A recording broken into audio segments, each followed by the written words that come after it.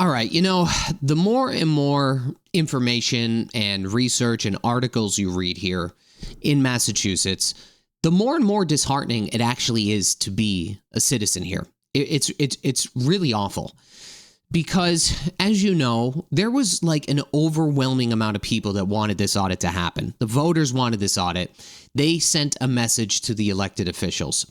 And we wanted this audit of the state legislature to provide, I guess, a peek behind the curtain to see where our money, the taxpayer money, is going. Where is it going? Nobody knows.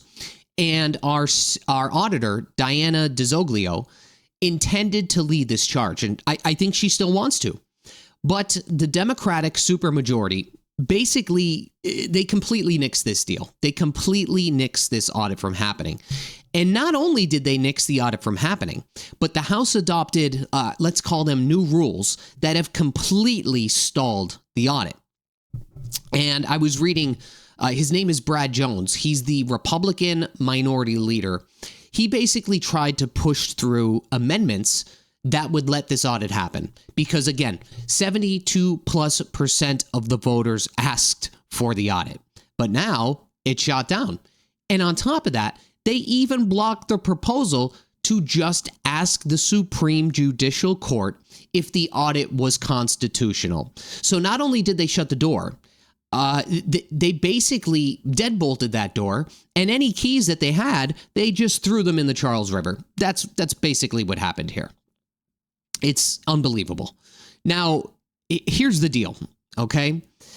Independent audits and audits in general, specifically of state legislatures, they're not that uncommon, and they serve as a critical check on power and fostering transparency that could potentially prevent corruption. And when you look at Massachusetts as a whole and how reluctant they have been, in contrast to other states, like I was reading, Texas is one, Washington was another, and believe it or not, California too, which was surprising to me. When you take a look at what other states are doing, you start to see the lack of oversight, that it becomes apparent. And here's the thing, independent audits in those other states aren't just about catching corruption. It's about creating trust between the system and the citizens. That's what these audits do. It creates trust. It's something the citizens want. And when you prevent that from happening, it does the exact opposite of creating trust, right? That's what happens.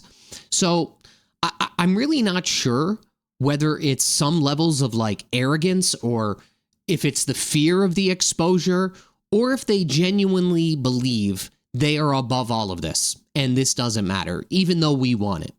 But it's a stance that I think is increasingly hard to defend when that same playbook for accountability, if you want to call it that, works in other states across the country. If other states are adopting certain things, and maybe it's not every single state across the country, but if it's working in other states and they at least allow it to happen, there are some levels of trust that is built. So those states have these systems in place to ensure that accountability, which again, in turn, is going to build trust with the public. So when the citizens of this state vote for the audit, we wanted that same level of transparency, accountability, and trust, and we're not getting that. And it's really crazy. And Beacon Hill basically said, "We'll handle it. Don't worry about it." That, in a nutshell, that's what they did. And here's my issue with this, guys. Here's my issue. The thing is, when you have an overwhelming win for the people of this state, and it's essentially ignored, what's stopping them from doing this on other important issues or on other important things that the public want to see or see done? That's my problem when you really boil this down, and which is really crazy. They should adhere to what the public wants, okay? And, they really let the people who voted for them down. That's what I think. And realistically, there are very few options that we have left to push this through. I'm sure Diana is still working on this, but I think that the people or the citizens of this state should demand the audit. I really do. I think that they should apply pressure and encourage the legislature to party audits because, again, they do create transparency and, not have them be influenced by political interest to some extent. And we need to find a balance between maintaining the independence of the legislative branch and the separation of power, which I believe that's what they're claiming. That's what they're using to kind of wiggle their way out of this audit. And that's what a lot of states do, by the way. But overall, they need to, at the same time, ensure that there is transparency and accountability. You can't just say we're transparent and have accountability and then do the exact opposite, right? It just doesn't add up. I think you guys see that. So there needs to be that combination. And it needs to come from either maybe an option is internal reform or even new legislation that attempts to respect the separation of power, if that's what they want, but also promote the transparency. And that's my take on it, guys. I really think it's a huge L for the citizens that voted for this. And I really think, again, when you boil this down, it comes to one of two things. Number one is trust. Elected officials, when they're not complying to the will of the public, they start to lose, meaning the public starts to lose trust in those elected officials, especially in these circumstances.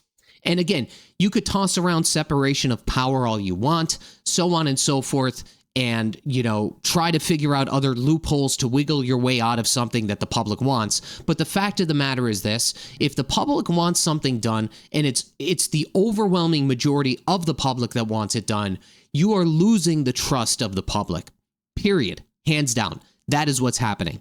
On top of that, it also at least for me, it makes me feel like if there are other important issues, as I said earlier, if there's other important issues or bills or something that needs to happen or something that the public wants, is it just so easy for them to just shut this down? Do they want to shut down every single win the public wants?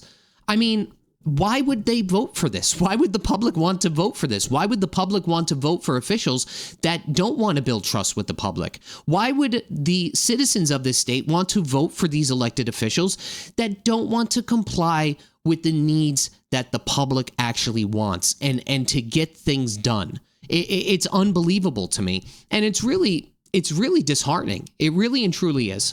So that's it for today's video, guys. I'm going to do my best to stay on top of this because I think it's a very important issue.